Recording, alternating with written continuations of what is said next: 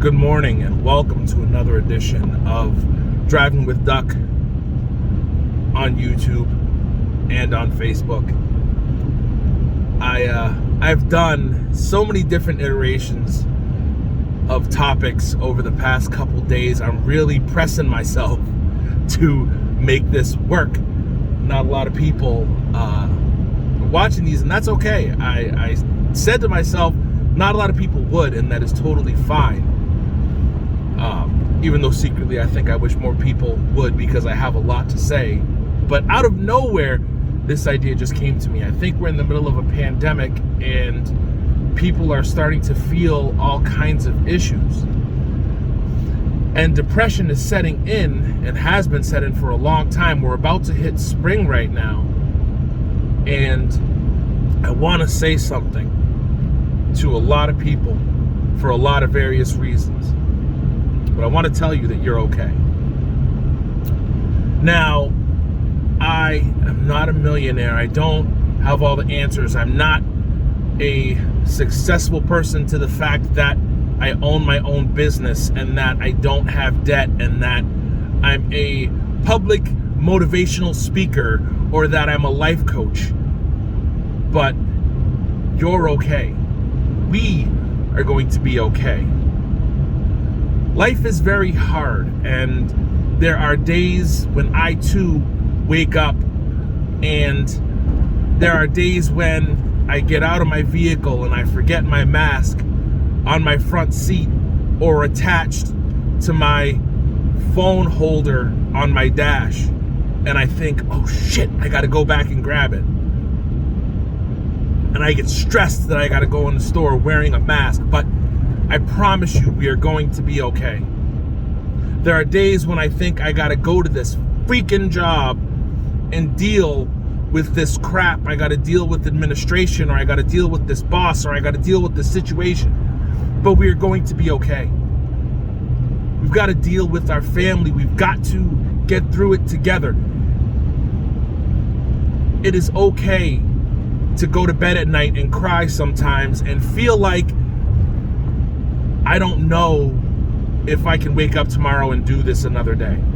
I don't know if I can wake up tomorrow and feel like I have to live paycheck to paycheck. I don't know if I can wake up tomorrow and try to explain to my kid that you have to do another day of remote learning. I don't know if I can wake up tomorrow and look over my kid's shoulder and make sure that they're up at a certain time to do their schoolwork. I don't know if I can wake up in the morning and check my kid's Google fucking Classroom again tomorrow morning. I don't know if I can wake up tomorrow morning and make sure that my kid's on Zoom tomorrow and not sleeping. I don't know if I can wake up tomorrow morning and make sure that my kid's not goofing off, FaceTiming their friends instead of doing their schoolwork. I don't know if I can deal with another asynchronous learning day tomorrow. Here's the deal. With all of that being said and all of that going on, you are going to be okay. And so aren't I. Why? Because there's one thing about the human spirit: we don't quit. Because see, if you think about it, right, we have what's called adaptability. The human condition is prone to do it. Just like, the human body is a wonderful thing. The human body has this thing called an appendix, right? We used to use it when we used to eat twigs and stuff like that, right?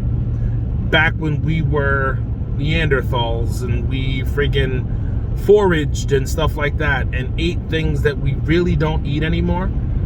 And we used to use the appendix to break stuff down, and we don't really need it anymore. Or it was the gallbladder, one of the two. I'm trying to be that guy right now and really be scientific, and I'm not very good at it. See what I'm saying? I'm not built for that, but I'm trying to be really inspirational right now. So just work with me. But we adapted, right? And we persevered, right?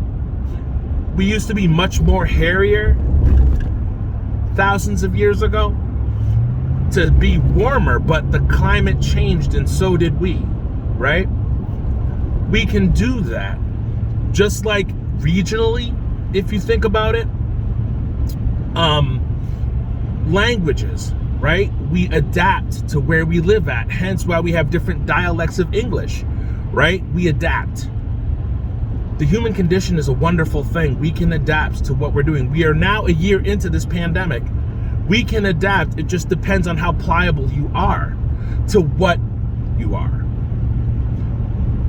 But what we have to do is take comfort in each other. See, the problem is we are so conditioned. Now, I don't care what side of politics you're on, but one thing we can agree on over the past 4 years, because of the climate that we were in, people became so divisive that we became conditioned to not rely on each other and not talk to each other. Instead, we talked about each other to those like us that believed in what we believed in. We went on social media and talked about those that were different than us. We decided that it was okay to talk about people that didn't agree with us rather than find similarities with other people. We found differences in other people and talked about those differences rather than looking for similarities and finding commonalities, right? Because think about it. In 9/11, and one of the biggest tragedies in the United States, we all found a common ground, right? And we all clung to each other in hope and love, right? But once it came down to this pandemic and everything surrounding it, which is not necessarily like a tragedy, but it was steeped in fear. And because of that fear, we found all the differences that we all had in this mask mandate and in this sickness that people would get in this in this virus. We made it into something that would create division in people, whether you believed in it or not, and we started to dislike and then deplore and then hate each other, and then it became something that made people not want to like each other, and then it became something bigger than what it was, and then we couldn't talk to each other. It started becoming something that made us hate each other, and then we couldn't rely on each other. And that's what made people start having depression. That's what made our children start having depression. And that's what is creating our children having depression. Now, I can say that my daughter is having depression. And what's crazy is we can't even get our children help with therapists because there's waiting lists that last 6 months. It is taking 6 months or longer for our children to be able to talk to therapists because there's so many children that need help because they need that socialization with other children, but they can't get it in person. There is something to be said for a child that needs to hug another child, that needs that handshake, that needs that group experience, but they can't get it. And I don't care what you believe or what you think. Sickness is science. I don't care what anybody says. You can believe whatever the hell you want. Sickness is science. All right? It doesn't matter whether it was man-made or not. Okay? But socialization is necessary, and I get that. But we need to find a commonality and a common ground, and the sooner that we do that, the better off we will be. But depression is real, and without socialization, we won't get better. But we all need to work together to get better. And evolving above that, above COVID, above the virus, when there's things that are going on, it should show you that life is too short. There are people in this world that take shortcuts in life. People that, because I don't like my job, because I don't like what I do, because I don't like what's going on in my life, I am going to take the biggest shortcut I can. I'm going to skirt the system. People that skirt the system hurt the ones that are doing everything they can to help, and people that are going to work every day. For someone like me, I have not missed a day of work Throughout this whole pandemic, I've been working this whole time, both jobs. And there are people that I know that have skirted this system. And all it does is stress people like me out even more. There are days that I myself have cried my eyes out because there are people that work the system every single day and people that take advantage every single day. And it makes me have to work 3 times as hard because they work the system. It's not that I don't know how to do it.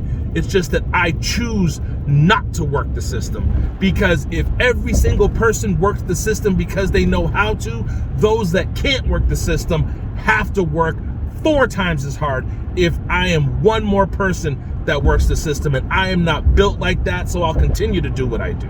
Not that I'm asking for any type of handout or any type of applause, because I don't. I'm just not built like that. I was not raised that way. I implore anybody that chooses to work the system, just quit your job if you feel the need to work the system. I implore anybody, if you're that upset or angry, or if life is beating you down that hard, find another job. Or find a way to live your life in such a way that you can function every day. Because there is no need to live your life to where you have to do less in order to get more, because all you do is hurt those around you. Because what it comes down to is that's why people get angry and why there's so much divisiveness in the world. Because when people do less, like, for example, people that take advantage of the system and are on welfare and stuff like that, and they feel like, oh, they could work, but they just choose to take advantage. The people that work 2, 3, 4 jobs to make ends meet, that's why they get angry. They don't see the full scope of things. They just see somebody taking advantage, and they're like, I could do the same thing, but I won't. And that's why they get angry. But the people that really need it, the people that have mental health issues, the people that, have multiple kids, and they can't get a job that will fit with the schedule of having 4 kids, they get the unfair target put on their back, because that person that's working a couple jobs is looking at the person that can work but won't. It's a bit of a digression, but it's also a bit of aggressiveness on my part, because I've been at this a long time. And it's frustrating, and it's frustration on my end, but I'm working through it. And I'm working through it for me, so I'm telling you, whatever you're going through today, we'll get through it. I'm getting through it by rediscovering powerlifting for myself, and that's getting my aggression out. You can get through it by whatever it is that you do, whether it be for you. Thank God the weather's getting better. You can go out walking. You can maybe go back to the gym. Gyms are starting to reopen again, thank God. My gym just went back to 24 hours. Maybe you can go bike riding. Discover a hobby. Maybe that'll help. Talking to people. Get group FaceTimes going. Do Zooms. Something. Anything. We can get things popping again. Find something that helps you cope. Because unfortunately, trying to go it alone is not going to help. Bad behaviors only are going to beget bad results. So, with that having been said, excuse me being off camera, I'm merging into traffic. That being said, I hope you find something positive to help you get through. This has been an impromptu driving with Duck as I find my way into work. And I'm sorry I took up a lot of your time, but please hit that like button, hit that subscribe button, share this video. Let's get those subscriptions to Driving with Duck up. Hashtag DRIVINWITHDUCK. Search him up on Facebook as well. You can find me there as well. drivingwithduck@gmail.com. I appreciate y'all. I love you. Love and light. Peace.